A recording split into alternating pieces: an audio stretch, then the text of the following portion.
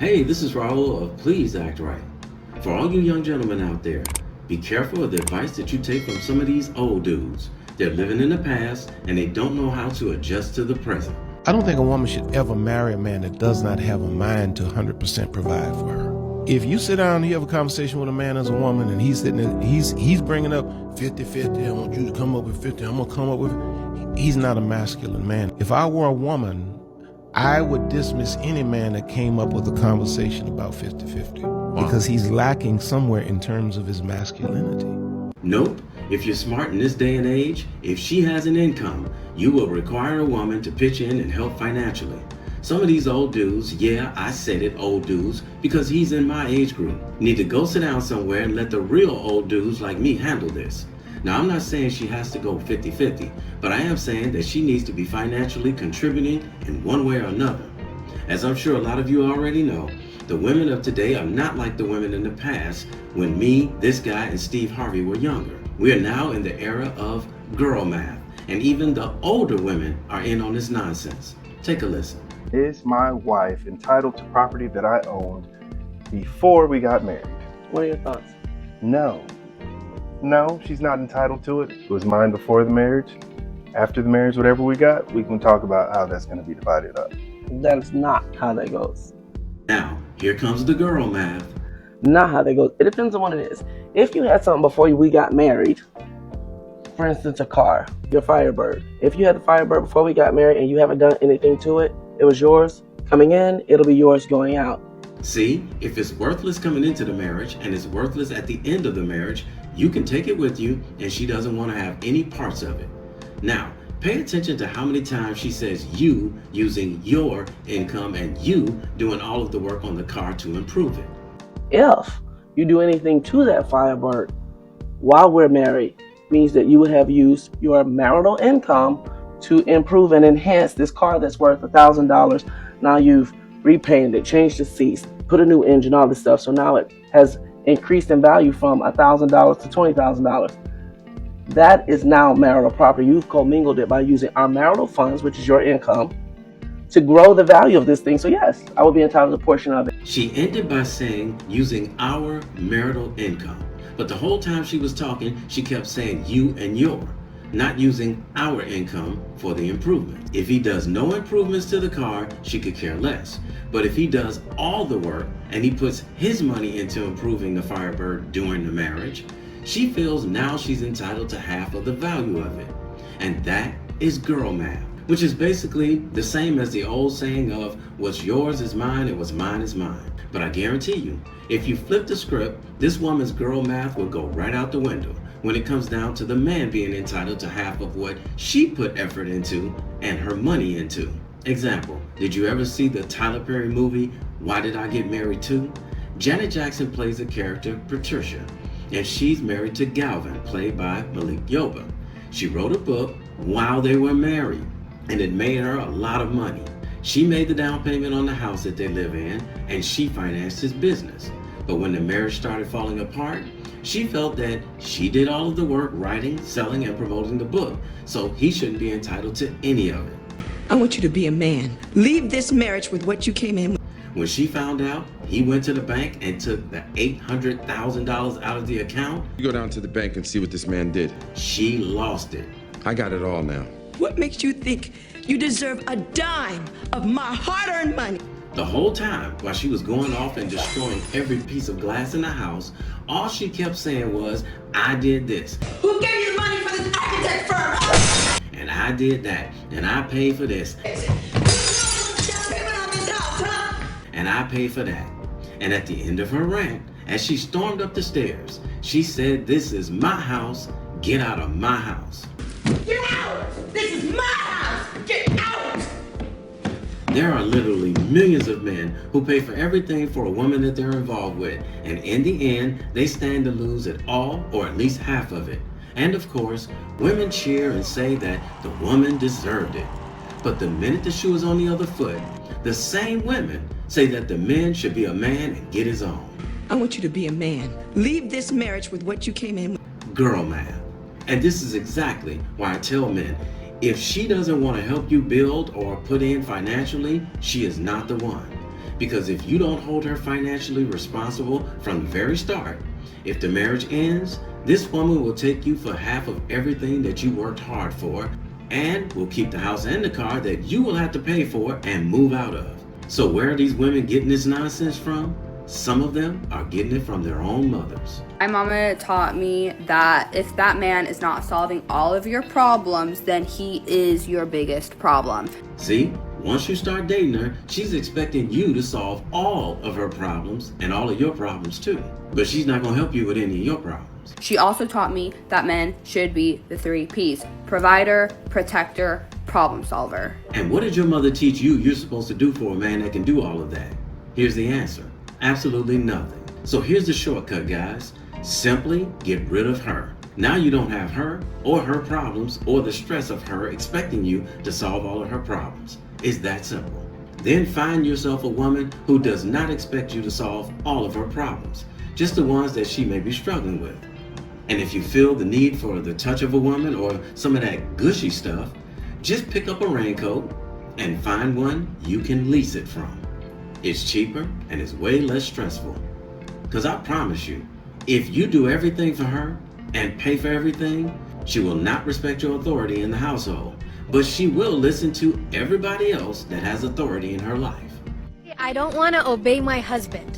And that same woman will go to her job and her boss tells her he wants something done by Monday. She'll say, yes, sir. She goes home, the trash people say, put your trash out on Tuesday. She'll say, yes, sir. She'll go to the hospital, the doctor tells her, take these pills. She'll say, yes, sir. But the man that loves her and wants to provide and protect for her, she has a problem obeying him. That's why you're single. And then you're going to find yourself coming home and not wanting to go into the house because you know as soon as you step foot in the doorway, here comes the stress. Michael, you just got home and you opened up this garage. You didn't open up the garage to come into the house. You opened up the garage to the Reaper Cave. And what I'm telling you is that when you come home, you should open up that garage so you can come inside. His facial expression tells us everything we need to know. To the house. But you to come here and just sat in here, huh? No, I was coming to put my stuff down. I was gonna come in there, but you come flying out the door. So I didn't fly. yeah, you did. You ran out. You ran out because your man came home. Michael, So and then you came home with pub subs and you didn't ask if I needed anything from the store. We're gonna have to start over. We need to write down the rules of the porterhouse. Did I ask you yesterday you need anything from the store? But what about today? Today is a new day. And how much you want to bet he learned his lesson from asking her what she wanted yesterday? More than likely, she was being indecisive and had him on the phone longer than necessary because she couldn't decide what she wanted. So today, he just decided to buy his food, go into the garage and eat it in peace, and then go in the house. But of course, the drama he was trying to avoid found him. I was hungry. I'm hungry. If we're going on our date tonight, I say you just save that for tomorrow. I'm gonna eat this. Just eat one and then you'll be hungry for later. So if he's not hungry later, then he'll just eat less food, which will cost less money. Woman, take your behind back in the house and leave this man alone. You getting on my nerves now. Michael, look at that look. I'm gonna eat the other half of this sub, and I'll be ready to eat at 6:30. We'll see. You just be ready. So after you find yourself hiding from your wife just to get a little bit of peace and quiet, and you've been paying all the bills and solving all of her problems, the minute your money runs low or runs out, want all the men that pay the mortgage by themselves. Go to your girlfriend or go to your wife and tell them that you can't pay the mortgage for that month. And let's see their reaction. this is exactly what some of these modern women will do. Remember this chick? So you married? I'm going through a divorce. What happened with that? So my husband ended up losing his job. He came home and he told me. I'm like, okay, cool. All right. So a month went by and he looked for me to pay the bills. Who paying what bills? So I was going to consider it if he gave me the money back for paying the bills. And he told me no. He felt like he shouldn't have to do that. What do you mean? When I told you, as a man, I expect you to provide. Under no circumstances will I ever touch bills as long as I got a husband. So you see the girl math? She would rather leave her husband because he lost his income for a short period of time and then go and pay 100% of her own bills. And I say let them do it. The interesting thing is, Women from other cultures put their money with their husband and their immediate family, and that's why they get so much further ahead than the black community. But now, we're starting to see that white women are falling into the same girl math. I used to be a UPS driver, and I've delivered to just about every nationality you could think of. When I delivered to the Korean stores or restaurants, the husband and the wife were a team. Same goes for the Japanese, the Iranians, the Chinese, and even the Mexicans and Latinos. They understand that strength is greater when two or more put in, not just one income. Here's a gentleman that's married to a woman from Mexico. He fake called her to prove a point by telling her that he lost 3 of his accounts and that he can't pay the bills for the month. Watch and Want listen all the to men what that she pay the does. mortgage by themselves. Go to your girlfriend or go to your wife and tell them that you can't pay the mortgage for that month. And let's see their reaction. I did one better for you, gang. Remember when the sisterhood and their beta male orbiters were trying to clown brothers for taking foreign wives? Called us tricks, called us broke, dusty, said these women just wanted us for our money. Well, I flew back to the States a couple days ago, and I FaceTimed my girl last night. Told her I wasn't going to be able to pay for our house next month.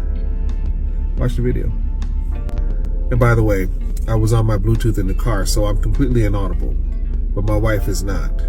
But for those of you who are linguistically challenged, the subtitles are on. What's this problem? Hi, my love. I have a problem. I lost my 3 biggest contracts this week. I won't be able to pay the mortgage on our house. Can you cover our house and I'll take care of the other properties? Hopefully I'll have more clients by January or February. Yes, indeed, yes. I'll borrow from my pension. Don't worry about anything. Can you make me some pizzoli? Can I get anything else? Yes, many other things. So not only is she telling them that she'll take care of the bills and not worry about it, she's also telling him that he can get a little something something on top of that. That's what's called appreciation for all the bill paying that he's done before. Anybody that knows me knows my wife is a kept woman, and with good reason. I mean, she's definitely shown beyond a shadow of a doubt that she deserves any and everything that she wants. But did you peep that video? No hesitation, no second thoughts, no questions, no argument, no insults. He felt like he shouldn't have to do that. What do you mean? When I told you, as a man, I expect you to provide.